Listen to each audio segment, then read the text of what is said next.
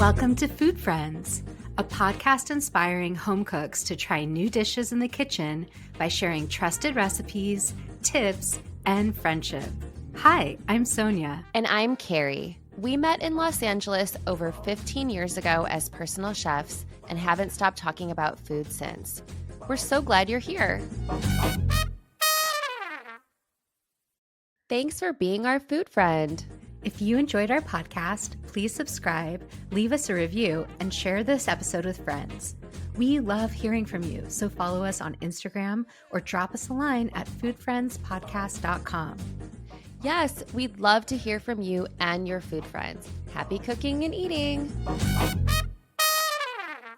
Hi, Sonia. Hi, Carrie. Sonia, what was your best bite this week? Carrie, it's another Cookbook Club week. Oh, I can't wait to hear. So Cookbook Club met, and I was so excited to talk to you about this, obviously, because the host chooses which cookbook we're all going to cook from.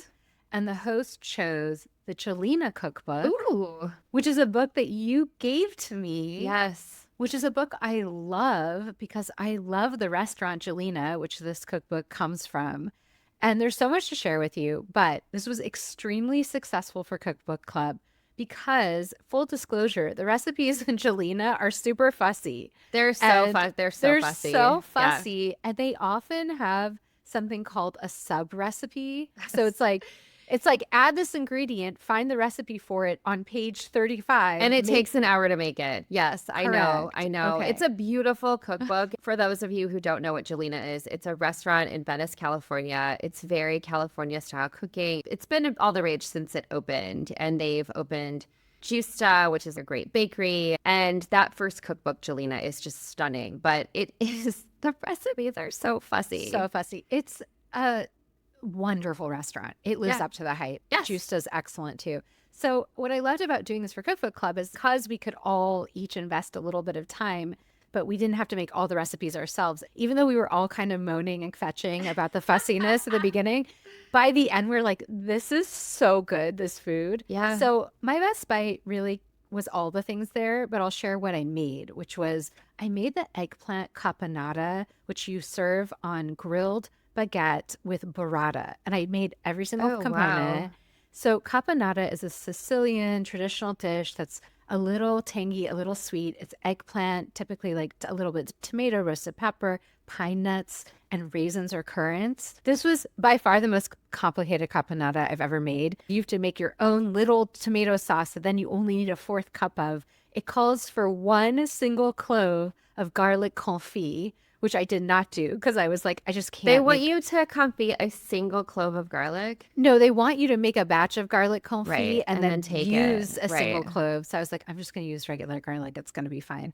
But it was so delicious. And I ended up having extra that I served at a dinner party. And everyone was like, what is the recipe for this? Right. So even though it was a little bit of work, it was worth the hype. You basically just flash fry the eggplant. You combine it with a roasted pepper. So you have to roast a pepper or buy a free roasted pepper. You combine it with some toasted pine nuts, some currants, a little bit of tomato sauce. The thing that made it different than some of the other caponatas I've made is that he has you add, Travis Letts, the author, has you add pomegranate molasses in addition to vinegar.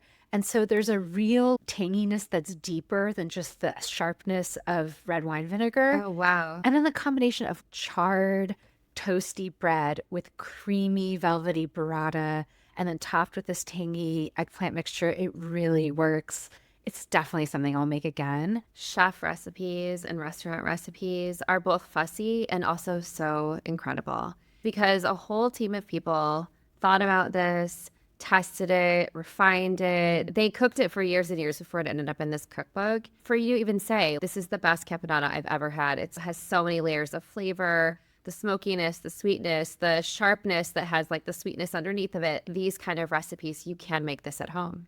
And also, I mean, it would have been nice in some ways if they had thought a little bit more about the home cook in this book, because at a restaurant, you have a vat of garlic confit that you're using in 10 different dishes. You have a vat of homemade tomato sauce that you're using in multiple dishes. They make pizzas there. So you're not in the moment making each element the way you do at home because you don't have all those things sitting around. So I give some leniency about that.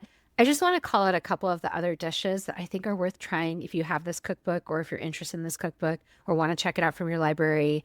There was this delicious, it's called kabocha olive oil and bittersweet chocolate cake that my friend Elizabeth Nathan made. And I realized afterwards that Nicole Rucker was the pastry chef at Jelena, and this is her recipe Oh that my got included gosh. in the book, which totally makes sense. But it's a lovely, almost like a pumpkin bread, but a little bit fancier and a little bit flashier. And that bittersweet chocolate was so, so good in this.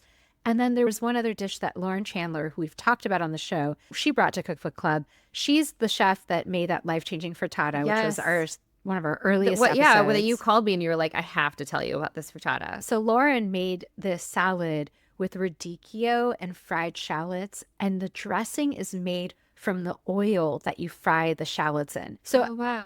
Lauren is like, oh my God, you have to fry all these shallots and you have to use that oil and make a vinaigrette. But everyone at the table was like, this is special. This is something that is worth frying shallots for. And you add the fried shallots to the salad too. So they're not going to waste or something or being used for something Right. else. You had shards of Parmesan or Pecorino, lots of radicchio, and then this sweet, deeply savory dressing. I feel like this is the perfect Thanksgiving salad, actually. I love that tip of making it your Thanksgiving salad. But what I also love about this idea, yes, it is fussy to fry shallots, but that's actually something I learned how to do from you when we were doing the retreats. We would make these bowls, like a grain bowl with vegetables. And the thing that made that really simple meal actually really special is that we would fry onions. And it took a lot of oil to fry those onions. And so I think this is actually a really thoughtful idea that you take this oil that has this oniony, shalloty flavor and you use that in the dressing for this really savory salad. I mean, this is the kind of salad I feel like I would learn from you because you're such a great salad maker and great salad recipe finder. Yeah, I'm truly thinking about this for the holidays this year. I can actually find some of these recipes online and I'll link them, but we'll also link the cookbook. Again, I love to check cookbooks out from the library. If you're not sure, if you're on the fence, or just start a cookbook club and then everyone can try the recipes and then you can decide if you want the cookbook. Well, I really love that. So, Carrie, what was your best bite of the week? Sonia, I love that you had your cookbook club. I actually had my supper club, which is a group of friends who, for over 15 years, have been meeting. We used to meet a lot more often when we all lived in Los Angeles. A couple of us have moved out of the city, and so now we just get together when my friend Amelia is in town. The rules of our supper club were slightly different than a cookbook club. The idea was that when you were hosting, you did all the work. And so you only had to do that once. And then you got to go to everyone else's houses and they would handle everything. You could just show up and have a meal and we would all hang out together. This time, my friend Dinah hosted. She wasn't able to host at her house. And so she hosted at this beach club that is near her house. She lives now in an area kind of south of Los Angeles called Palos Verdes, which is near San Pedro. It's like near Long Beach. It was this really kind of untouched beach, down to the fact there's like no kitchen, there's not really any services. We just kind of had to bring everything we were going to eat for a beach picnic. The idea has also kind of morphed into we're all busy, and so everyone kind of brings something. So she brought some baguette sandwiches that she brought from one of her favorite bakeries. My friend Eva, she brought Amelia, who's traveling. The two of them together made a salad. My friend Cassie, she brought all these beautiful grilled artichokes with homemade aioli. It's such a luxury for someone to make artichokes for you, including homemade aioli. And I also want to shout out the aioli because it wasn't so sharp with garlic. What I'm most excited to share with you, Sonia, is my best bite of the week, which is a banana rum cake, which is a recipe that I shared on one of our previous episodes. It was for an apple and rum cake. It was very simple. And I made that cake and it was delicious. Wait, hold on. You took an apple and rum cake and you said, oh, I could make this with bananas? Yes, because I had a bunch of bananas and also my son loves banana bread or banana cake. And I really loved the flavor of the rum and the apple, but I thought, well, rum and banana goes really well together. And so I just decided to make it just to see if it would work. And everyone lost their minds. A banana cake is so rich and moist and dense, and that rum and then the sugary topping just added so much. Honestly, it was such a simple baked cake. Also kind of perfect to eat on the beach. I want to back up because like I love that you're like, oh, it's a fruit cake. I can just substitute any fruit I want.